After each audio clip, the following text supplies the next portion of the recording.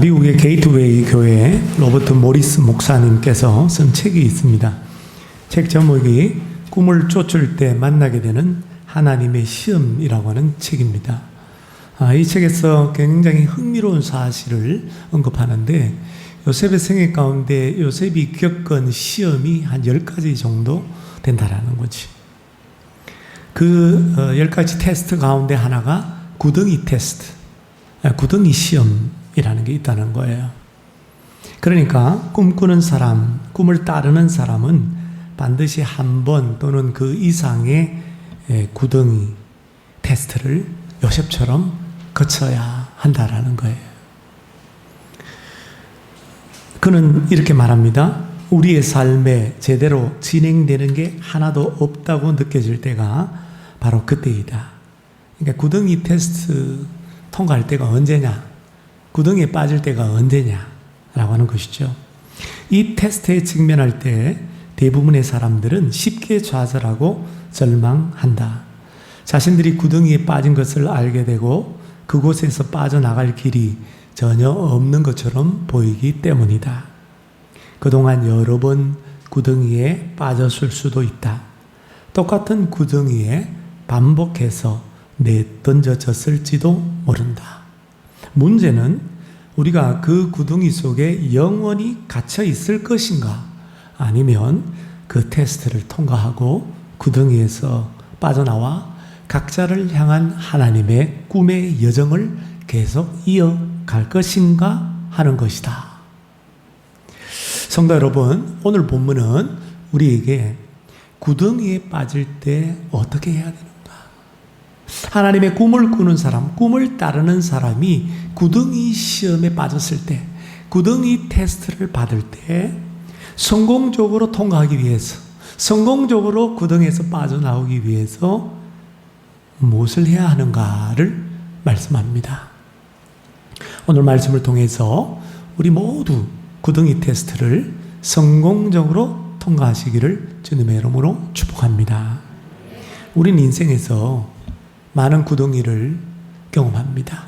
재정의 구덩이, 경제적인 구덩이, 결혼의 구덩이, 직장 생활의 구덩이, 인간관계의 구덩이, 건강의 구덩이 등등 여러 가지 구덩이에 빠지는 경험을 하게 되죠. 사랑하는 성도 여러분, 구덩이는 우리 인생의 일부입니다. 재수가 없어서 빠진 게 아니에요. 우리 인생길 자체가 구덩이입니다. 구덩이. 하나님의 꿈을 꾸는 자는 반드시 하나님께 쓰임받기 위해서 졸업해야 될 학교가 있는데 구덩이 학교입니다. 그렇다면 이 구덩이 학교에서 어떻게 졸업할 수 있을까요? 이 구덩이 시험 테스트에서 어떻게 빠져나오고 통과할 수 있을까요? 첫째로, 자기 자신을 낮추고 하나님께 자신의 허물을 고백해야 합니다. 요셉 입장에서 보면 구덩이에 빠진 것은 굉장히 억울할 수가 있습니다. 여러분, 아버지의 심부름을 한 것뿐이거든요. 아버지의 심부름에 열심히 순종한 것뿐이에요. 사실 형들은 양치는 일에 있어서는 전문가죠. 그리고 다 요셉보다도 나이가 많은 장성한 어른들입니다. 그러므로 아버지가 굳이 형들의 안부를 물어보라, 저 목축 양을 치고 있는 저 형들이 잘 있는지 보고 와라, 뭐 다 큰 어른들인데, 양치는데 전문가인데 굳이 아버지가 요셉을 거기로 보낼 필요가 없는 거예요. 요셉하고 형들하고 관계가 별로 좋지 않습니다. 꿈 때문에, 또 아버지의 편애 때문에. 아버지 그걸 알 거예요. 그걸 안다면 굳이 형들에게 단독으로 요셉을 보낼 필요가 있을까? 굉장히 위험스러운 일인데, 어떤 학자는 그렇게 얘기해요. 이 기회에 가서 형들이랑 화해하라고. 화해가 되겠습니까? 오랫동안 쌓여있는 미움, 증오가 곧 우리가 말씀을 통해서 보지만 살인으로 이어질 판인데, 아버지가 그 정도 감지를 하고 있었다고 한다면 요셉을 그 위험천만한 곳으로 보낼 필요가 없는 거죠. 납득이 되지 않지만 요셉은 아버지의 말에 지난 시간에 살펴본 것처럼 순종했습니다. 심부름이지만 작은 일, 평범한 일, 반복적인 일, 일상적인 일이지만 최선을 다해서 도단까지 가서 형들을 찾습니다. 그러니까 아버지 말에 순종하다가 이렇게 됐으니까 심부름 시킨 아버지를 원망할 수 있죠. 자기 자신은 아무런 잘못도 없는데, 뭐 큰 잘못도 없는데 형들이 구덩이에 던졌으니까 형들을 원망할 수 있지요. 여러분, 우리가 구덩이에 빠졌을 때 하는 반응이 책임 전가입니다. 우리는 너무 쉽게 책임 전가를 해요. 우리는 모두 다 피해의식에 사로잡혀서 나는 피해자다. 가해자는 없어. 다 피해자야. 그 피해의식에 사로잡혔어. 그래가지고 구덩이에 빠져있는 자기 자신을 바라볼 때마다 구덩이에 빠지게 된 원인은 내게 있는 것이 아니라 나에게 잘못이 있는 게 아니라고 그렇게 생각을 합니다. 자신에게 닥친 그 어려움을, 그 책임을 다른 사람에게 돌려요. 일이 뜻대로 되지 않고 난관에 봉착할 때마다 우리는 부모를 원망합니다. 배우자에게 책임을 돌립니다. 심지어는 정부에게 또 책임을 돌려요. 우리가 구덩이 시험을 이처럼 다른 사람에게 책임을 전가하는 한 우리 결코 구덩이 학교 졸업할 수 없습니다. 구덩이에서 빠져나올 수가 없습니다. 구덩이에 빠진 요셉도 아버지와 형들에게 그 책임을 전가할 수 있고 원망할 수 있고 불평할 수 있었습니다. 아버지의 허물, 형들의 죄악된 그 행동에 요셉이 초점을 맞추기가 너무 쉬웠습니다. 만약 요셉이 그렇게 했더라면, 아버지와 형들의 허물과 잘못에 초점을 맞추었더라면 요셉은 결코 구덩이에서 빠져나올 수 없었습니다. 그러나 놀랍게도 요셉은 성경에 기록되어 있지 않지만 아마도 이 구덩이 속에서 자기 자신의 모습을 돌아보며 구덩이에 빠지게 된 책임이 나에게 있음을 발견했을 겁니다. 요셉의 책임은 뭘까요? 자만심입니다. 자만심. 요셉의 자만심이 요셉을 구덩이에 빠지게 한 원인이었다 이 말이에요. 사실 요셉은 꿈을 꾸기 이전부터 자만했습니다. 요셉이 형들과 양을 칠 때에 빌하와 실하의 아들들, 그러니까 몸종의 여종의 아들들에게서 아들들, 즉 배다른 형들의 잘못, 뭐 들판에서 양을 치는데 아버지에게 재산상 손해를 끼친다든지, 뭐 아니면 좀 이렇게 좀 삥땅을 친다든지 이런 나쁜 짓을 하는 걸 보고 의로운 요셉이 아버지에게 쪼르륵 달려가서 일러 바쳤죠. 하지만 이것은 요셉에게 어느 정도 자만한 태도가 있다라는 것을 보여줍니다. 여러분 그렇잖아요. 남의 잘못을 지적하고 남을 비난하고 고사실하고 하는 거 보면 그 마음속에 나는 저들과 달라, 저 인간과 다르다라고 하는 나름대로의 자만심이 있기 때문에 그렇게 하는 거예요. 그리고 요셉은 아버지의 사랑을 독차지했던 아들이기 때문에 아버지가 지어준 길다란 채색 옷을 입고 다녔어요. 이 옷 입고 다니는 거 너무 좋아요. 왜? 뽐내려고. 요셉은 채색 옷이 지니고 있는 의미를 잘 알아요. 장자권 또는 편애, 그 의미가 거기 들어있잖아요. 그리고 이걸 입고 형들 앞에서 막 어스대고 뽐을 내고 다녔을지도 모릅니다. 아니면 형들이 그렇게 볼 수밖에 없죠. 그래서 요셉의 태도와 말투에는 늘 자만심이, 자신만만한 자만심이 배어 있었어. 난 아버지에게 가장 사랑받는 아들이요, 형들. 난 형들과 달라. 난 매우 특별해. 이렇게 말을 뱉지는 않았지만은 그의 말투 속에 그의 눈빛과 얼굴 표정 속에 이런 뉘앙스가 담겨 있을지 몰라요. 이 같은 요셉의 자만심, 잘난 체 하는 태도로 인해서 형들과의 관계는 더 악화되었죠. 그러니까 형들과의 관계 악화 측면에서 보면 요셉에게도 분명히 책임이 있다라고 하는 것입니다.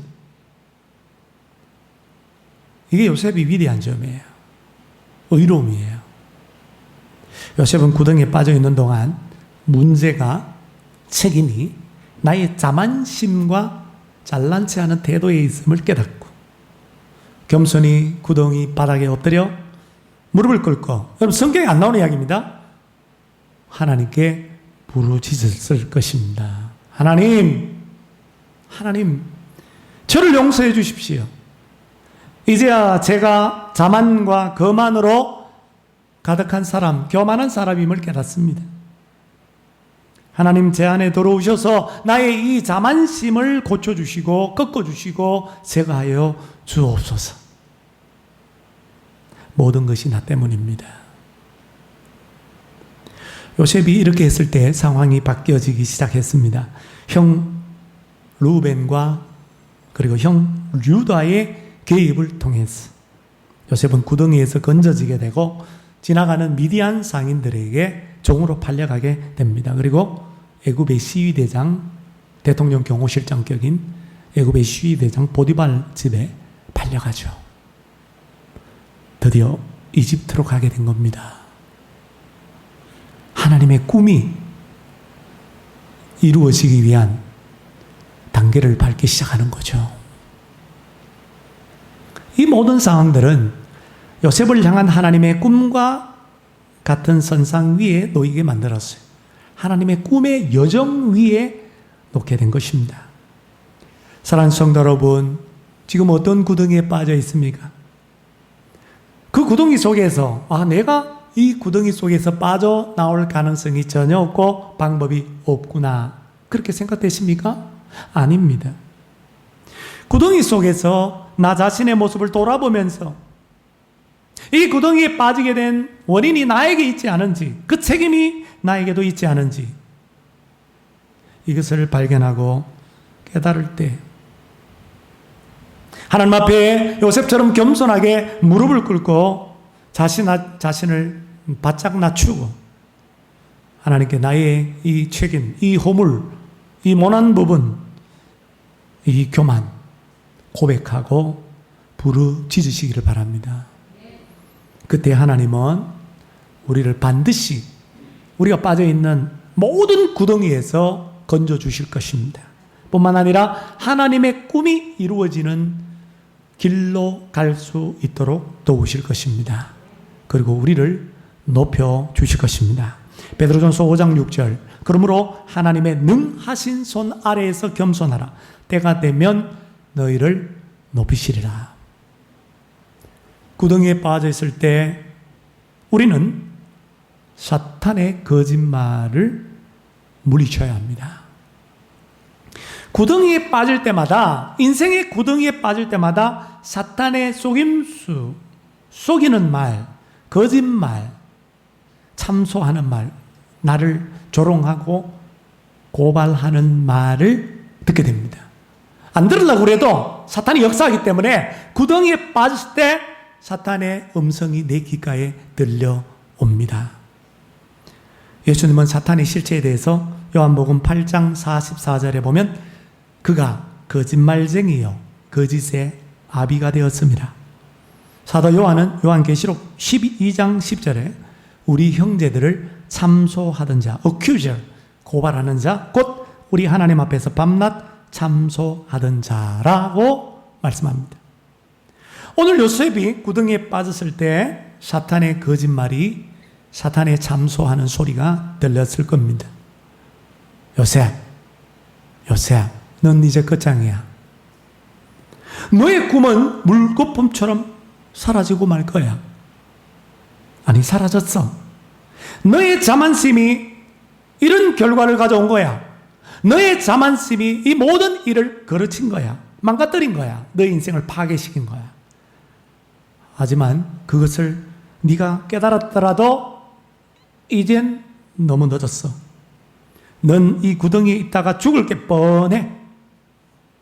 이제 너희 인생 끝났어.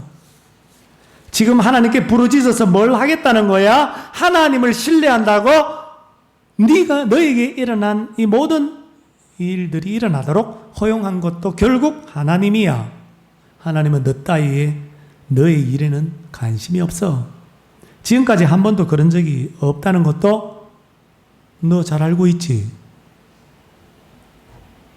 요셉이 만약 구덩이 속에서 이 사탄의 이 거짓말을 그대로 아멘 하고 받아들였다고 한다면 구덩이 속에서 어떻게 했을까요? 하나님을 향해서 원망했을 것입니다. 하나님께 불공평하다고 소리치면서 억울하다고 그 억울함을 쏟아부어줄 거예요. 하나님 왜 나에게 이런 일을 일어나게 하시는 거죠? 제가 얼마나 착하게 살고 의로운지 잘 아시잖아요. 저 인생에 놀라운 꿈을 하나님께서 주셨다는 것 잊으셨나요? 저에게 이런 일이 생길 때 하나님이 그냥 가만히 계셨다니 믿을 수가 없군요. 요셉이 하나님을 향해서 이렇게 신세 타령을 하고 하소연하고 하나님을 원망했다면 과연 그 구덩이에서 빠져나올 수 있었을까요? 없었습니다. 여러분, 구덩이 속에 빠져 있을 때는 구덩이 속에서는 주위의 모든 것들이 다 부정적으로 보여요. 주위의 환경, 주위의 상황, 주위에 있는 인간들 다 마음에 안 들어. 바로 그때 사탄은 나타나서 우리를 속이려고 우리의 모든 환경과 상황들을 사람들을 이용하기 시작해요. 우리가 사탄의 말을 더 믿게 하려고 사탄은 그 상황들, 환경들, 조건들을 증거로 들이밀어요.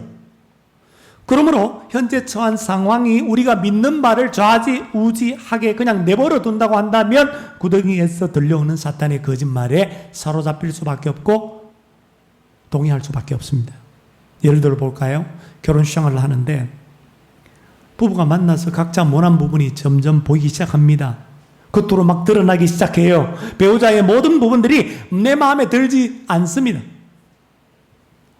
처음부터 저 인간하고 내하고 안 맞았어. 원래 안 맞는 사람하고 결혼하는 겁니다. 같은 사람하고 결혼하면 어떻게 살라고? 미쳐버립니다. 똑같은 인간하고 못 살아요.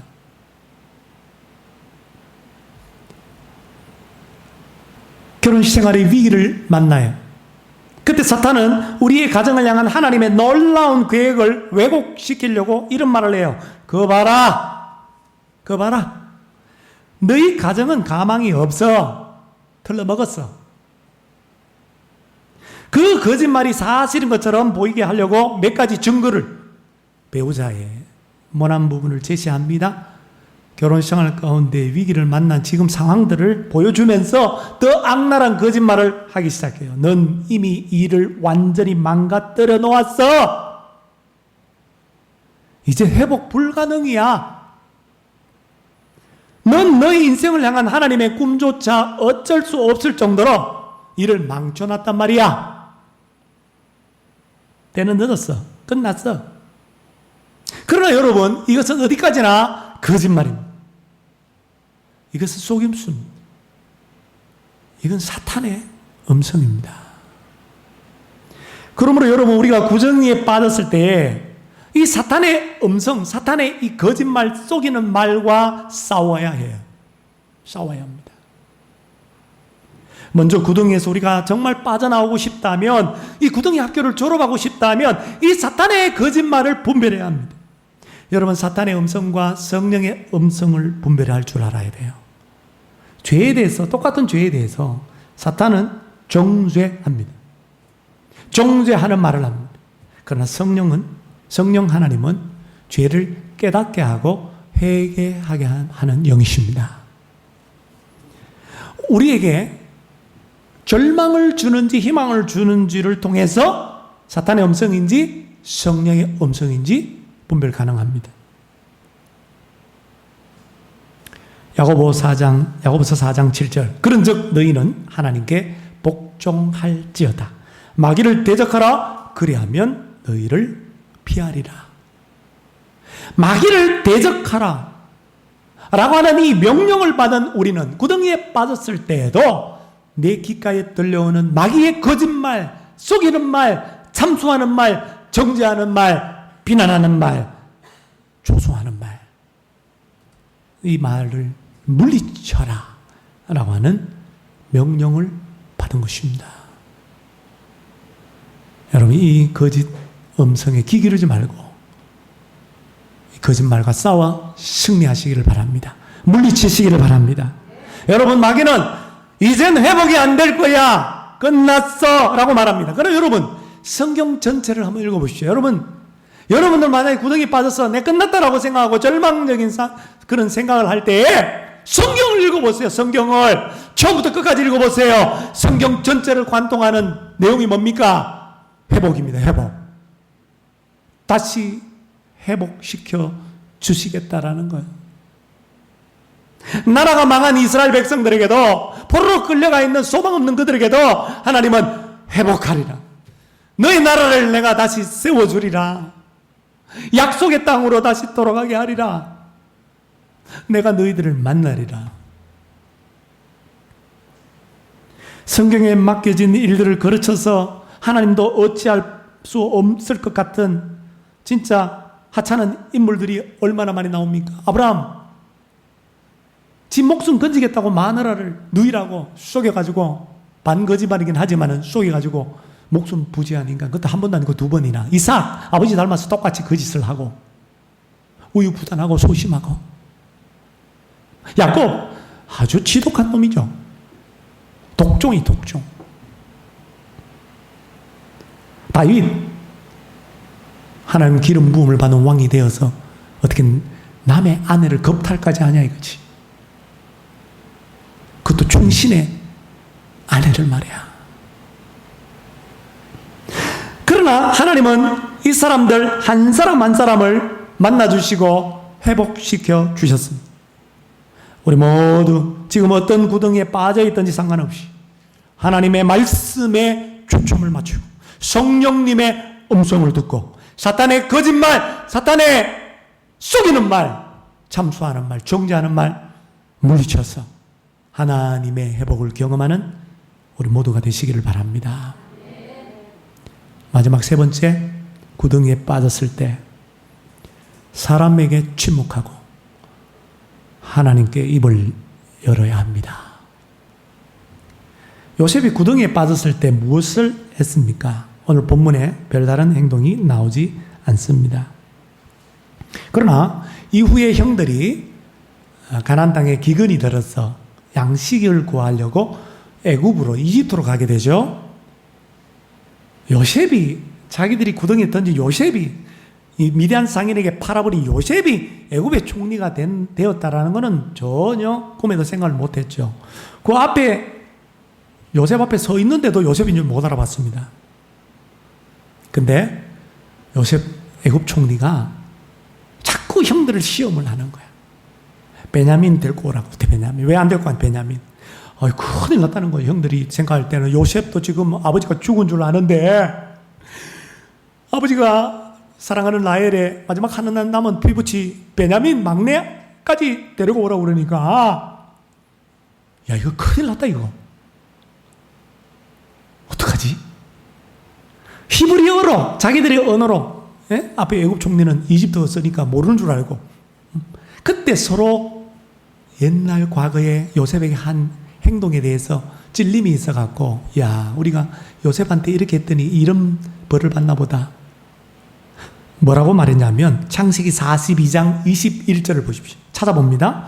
창세기 42장 21절을 보면 요셉이 구덩이 속에서 뭘 했는지가 여기에 나와요. 형들의 말을 통해서 알 수 있습니다. 창세기 42장 21절. 창세기 42장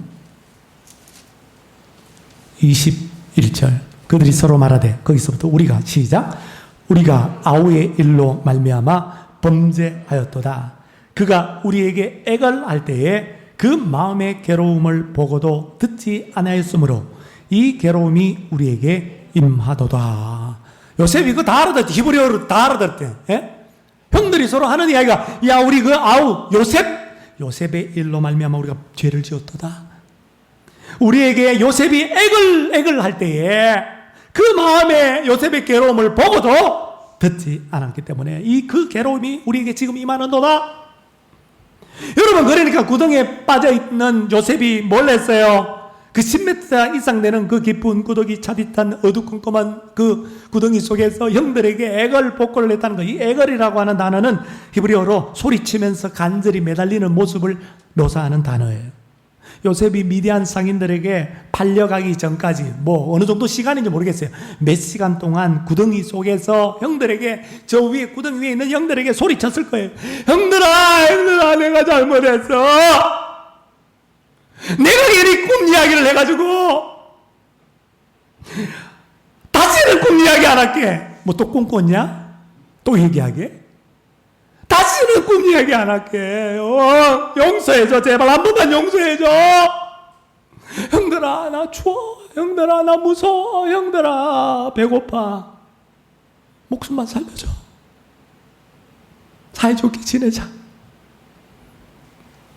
그러나 형들은 그 눈물로 애가라는 요셉의 말에 귀를 기울이지 않았습니다. 요셉의 괴로움을 보고도 형들이 말한 것처럼 듣지 않았습니다. 외면했습니다.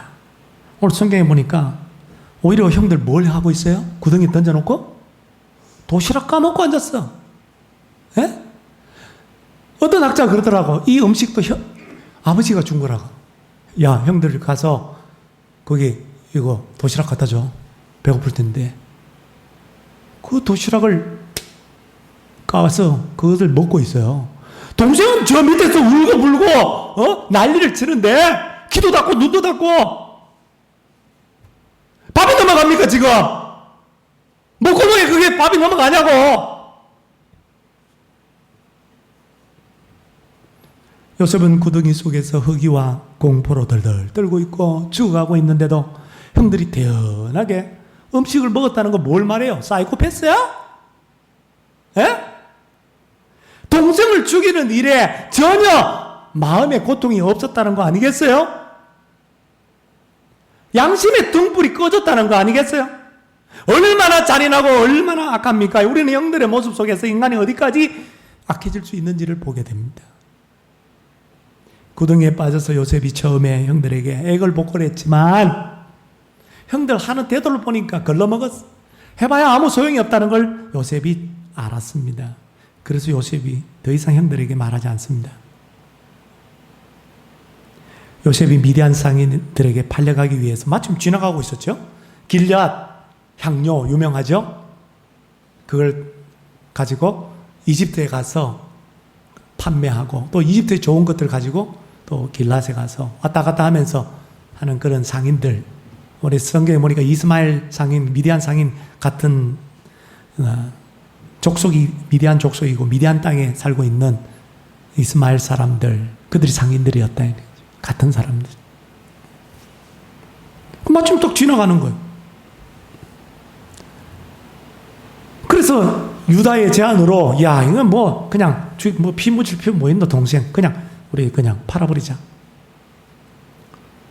그 성경에 보니까 팔려고 어떡합니까? 구덩이에서 이제 끌어올리는 거예요, 형들이. 그때 끌어올리는 거예요, 요셉을. 그때도 요셉은 아무 말도 하지 않았어요. 요셉은 충분히 말할 수 있어요. 입은 열려 있잖아. 구덩이 속에서 이걸 보고 그랬지만 구덩이 나왔을 때는 큰 소리 칠 수 있는 거야. 형들! 어떻게 되게 이럴 수 있어? 내가 살아있는 한 형들 가만두지 않을 거야. 내 목숨이 부족한 한 언젠가는 형들에게 내가 복수할 거야. 내 아버지 만나가지고 아버지한테 다 일러 바칠 거야. 형들 각오해? 형들에게 협박할 수도 있었습니다. 또 미디안 상인들에게 이렇게 말할 수 있어요. 여보시오, 이들이 누군 줄 아세요? 이들이 이복형들이요. 이복형들이 내가 아버지의 사랑을 독차지하니까 시기하고 질투하다가 이제 나를 미워해서 나를 죽이려고 하는 거예요. 좀 전까지 죽이려고 했어. 우리 아버지 허락도 없이 지금 나를 종으로 팔아버리려고 하는데 인신매매는 법에 보니까 불법이네.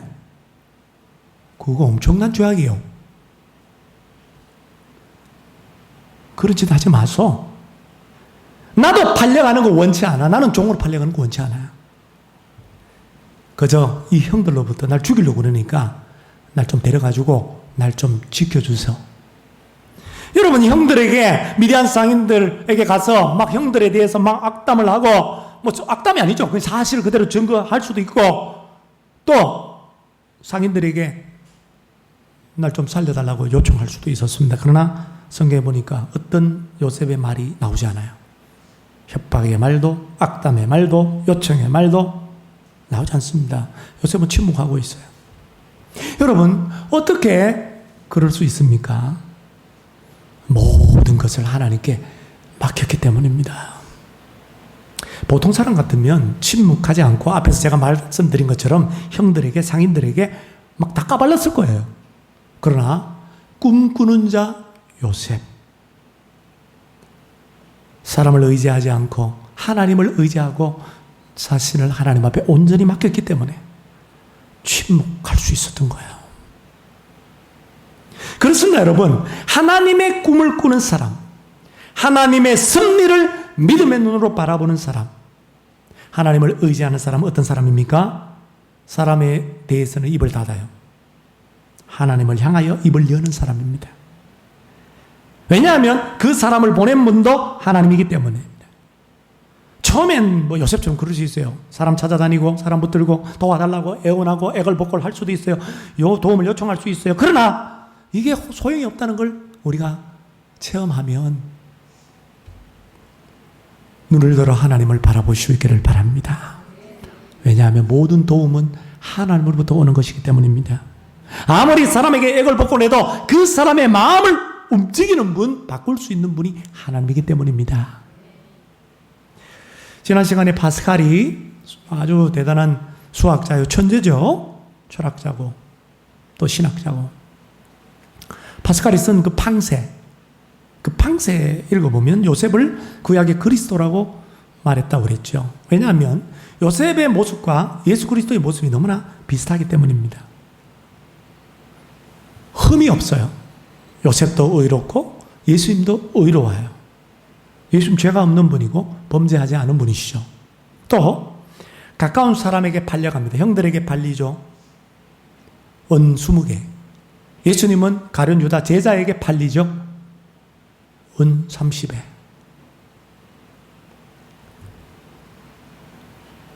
둘 다 순종의 사람이죠. 십자가에 죽기까지 순종하시죠. 용서의 사람이. 십자가 위에서 저들의 죄를 용서하여 주옵소서. 형들에게 보복하지 않잖아요. 나중에 용서하잖아.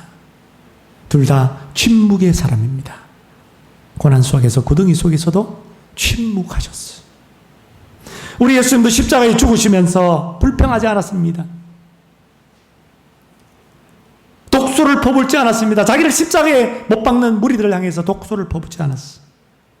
죄를 알지도 못하시는 분이, 범죄하지도 않은 분이 우리의 죄를 지고 죽으시면서까지 침묵하셨습니다. 그래서 고난받는 메시아, 고난받는 종으로 오신 메시아를 예언한 이사야 선지자가 이사야 53장 7절에 이렇게 말하죠. 그가 곤욕을 당하여 괴로울 때도 그의 입을 열지 아니하였으며 마치 도수장으로 끌려가는 어린 양과 털 깎는 자 앞에서 잠잠한 양같이 그의 입을 열지 아니하였도다. 사랑하는 성도 여러분, 지금 여러분은 어떤 구덩이에 빠져 있습니까?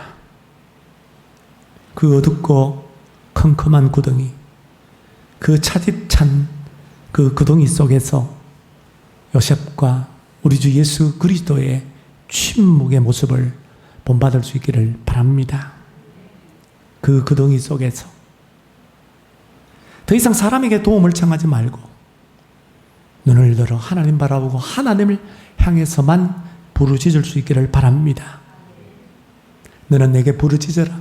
내가 너에게 응답하겠고 네가 알지 못하는 크고 은밀한 일을 너에게 보이리라.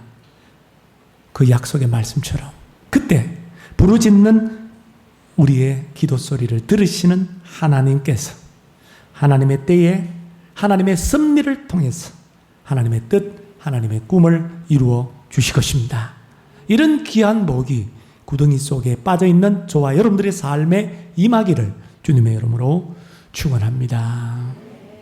사방이 가로막혀 절망하나요? 우리 1절